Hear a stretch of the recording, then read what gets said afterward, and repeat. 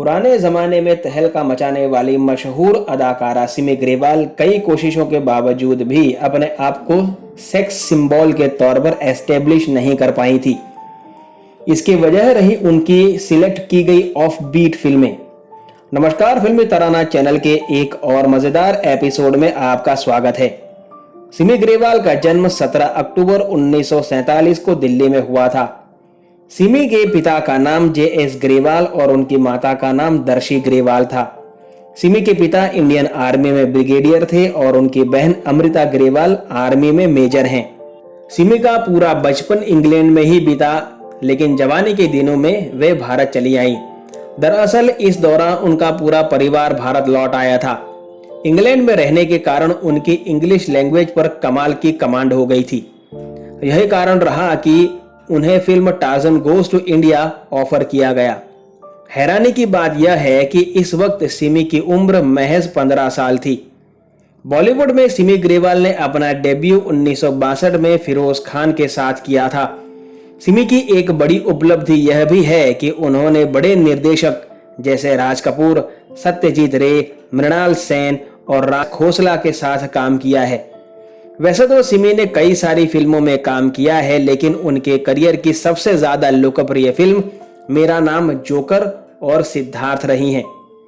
यश चोपड़ा रिश्ते में सिमी ग्रेवाल के ब्रदर इन लॉ यानी कि जीजाजी लगते हैं। सिमी ने 1970 के मध्य में यश चोपड़ा की फिल्म कभी कभी और 2003 में आई फिल्म चलते चलते में भी काम किया है।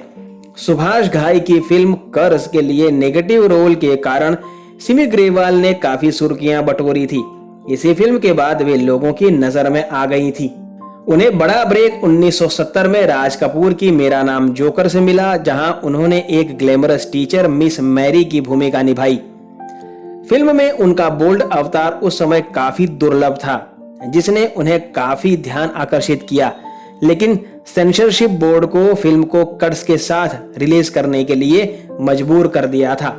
1980 की शुरुआती दौर में सिमी को ऐसा लगा कि उन्हें कुछ अलग और नया करना चाहिए, जिसके लिए उन्होंने अपने करियर की शुरुआत लेखन और निर्देशन के क्षेत्र में भी की। इस दौरान उन्होंने अपने एक प्रोडक्शन हाउस की भी शुरुआत की, जिसका नाम रखा सिंगा आर्ट इंटरनेशनल।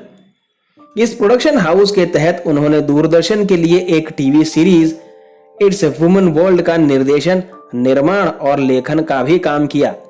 इसके अलावा उन्होंने यूके के चैनल 4 के लिए भी काम किया। इस चैनल के लिए उन्होंने एक डॉक्यूमेंट्री बनाई जिसका नाम था लिविंग लेजेंड राज कपूर। यह डॉक्यूमेंट्री इंडियाज राजीव के 3 पार्ट्स को फॉलो करके बनाई गई थी।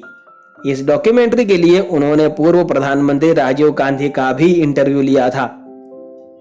इसके अलावा सिमी ग्रेवाल ने एक हिंदी फीचर फिल्म रुखसत का लेखन और निर्देशन भी किया।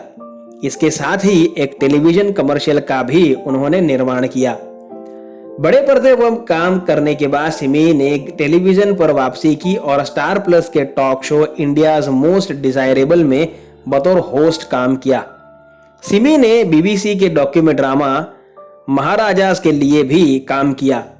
आइए अब जानते हैं सिमी ग्रेवाल की पर्सनल लाइफ के बारे में, जो कि काफी दुखद है। 17 साल की उम्र में सिमी जामनगर के महाराजा के साथ डेटिंग पर जाने लगी, जिसके बारे में बात करते हुए एक बार सिमी ने फिल्म फेयर मैगजीन को दिए इंटरव्यू में कहा था कि हम 3 साल तक एक दूसरे के साथ प्रेम संबंध में थे।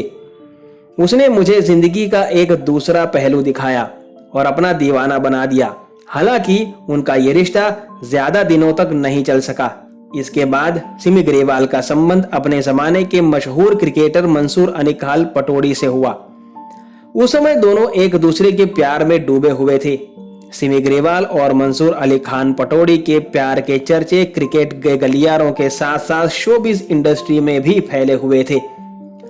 दोनों एक दूसरे के प्यार में इतने पागल हो गए थे कि ज्यादातर वक्त साथ में ही बिताया करते थे।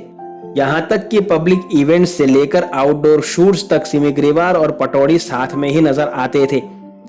बताया जाता है कि नवाब पटौड़ी सिमी ग्रेवाल को लेकर काफी सीरियस थे। वे अपने रिश्ते को आगे बढ़ाना चाहते थे और इसलिए सिमी को अपने घर वालों से मिलवाने का फैसला भी कर चुके थे।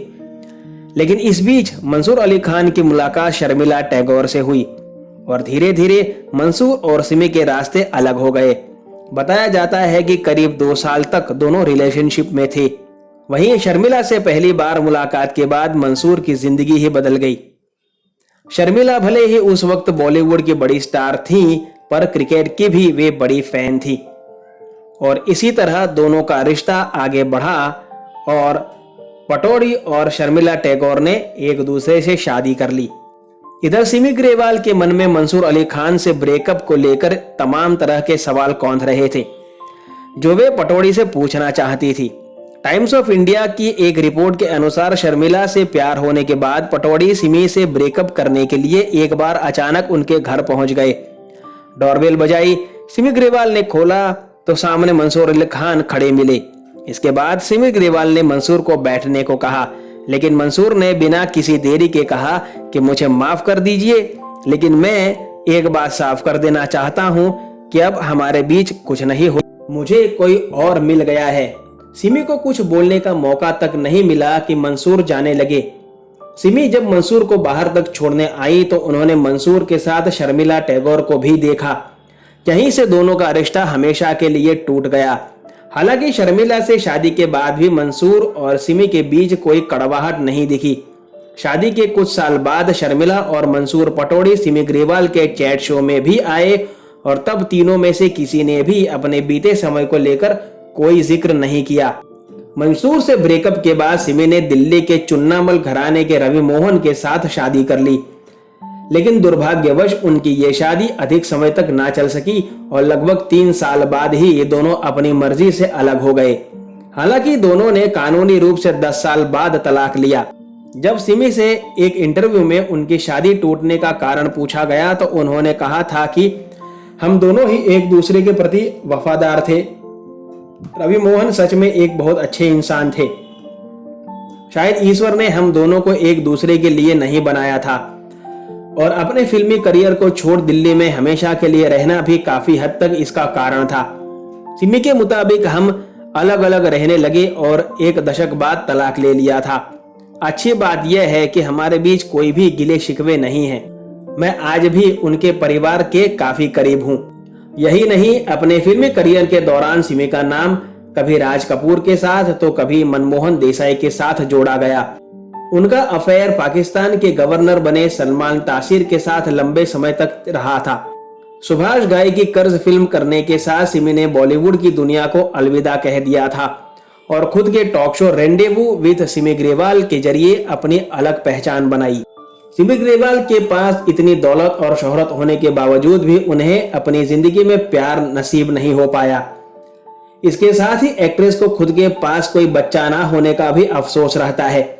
सिमी ग्रेवाल ने फिल्म फेयर को ही दिए एक इंटरव्यू में कहा था कि मेरी जिंदगी का सबसे बड़ा अफसोस यह है कि मेरे पास कोई बच्चा नहीं है। मैं एक वक्त बेटी को गोद लेने का बेहद करीब थी। मैं एक अनाथालय गई जहां मुझे एक विजया नाम की लड़की मिली जिसके घर वालों ने उसे रेलवे स्टेशन पर छोड़ दिया था। नियमों के मुताबिक मुझे उसकी फोटोग्राफ अखबार में छपवानी थी। 3 महीने तक अगर कोई क्लेम ना करता तो वो बच्ची मुझे मिल जाती। 2 महीनों तक किसी ने क्लेम नहीं किया, लेकिन जब मुझे उसकी कस्टडी मिलने वाली थी तभी उसके माँ बाप आ गए। जल्द ही सिमी 76 साल की होने वाली हैं, लेकिन आज भी वे अपनी जिंदगी तन्हा ही गुजार रही हैं। लेकिन उन्होंने अपने आप को आज भी फिट करके रखा है और वे अब भी डॉक्यूमेंट्री और टीवी शोज होस्ट करने का काम करती हैं और जल्द ही वापस रेंडेवू विद सिमी ग्रेवाल शुरू होने वाला है। कैसा लगा आपको सिमी ग्रेवाल के बारे में बनाया गया हमारा ये वीडियो, मुझे कमेंट बॉक्स में जरूर बताइएगा। आपसे मुलाकात होगी जल्द, तब तक अपना ख्याल रखें। धन्यवाद।